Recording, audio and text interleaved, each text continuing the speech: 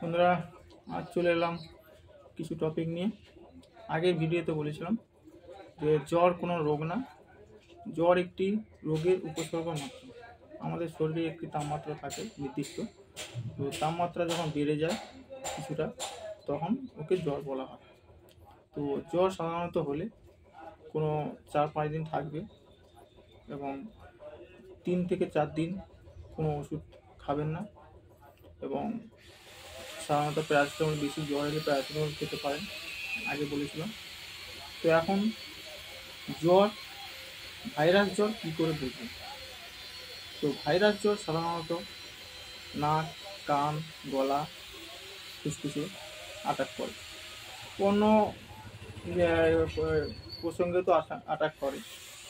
তো এই ভাইরাস জ্বর ফুসফুসে বেশি অ্যাটাক করে এবং সর্দি বেশি করে হয়, এবং কাশিও হতে পারে।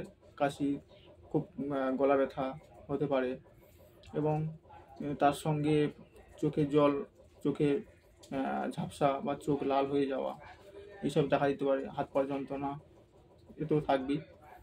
তো আমাদের সাধারণত জ্বর হলে মেটাবলিয়ন বেড়ে যায়, এবং মেটাবলিয়ন বেড়ে গেলে আমাদের খিদে কমে যায়।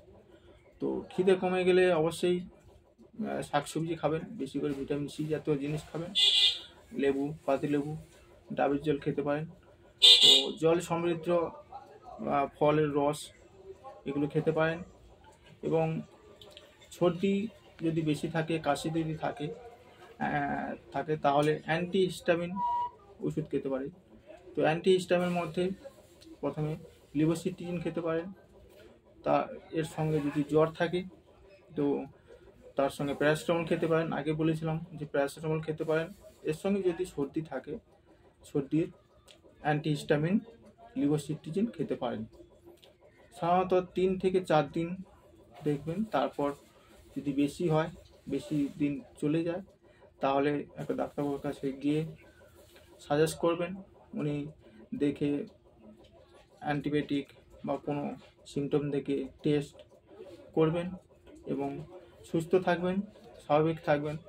এবং আমার যদি এই ভিডিওটা ভালো লাগে থাকে তাহলে কমেন্ট করবেন, এবং আরও ভিডিও জানতে হলে আমাকে ফলো করবেন, এবং এই ভিডিওটি সবাইকে শেয়ার করবেন, কেননা আমার কিছু কিছু গুরুত্বপূর্ণ কথা বলা থাকে, তারা অনেকে জানে না।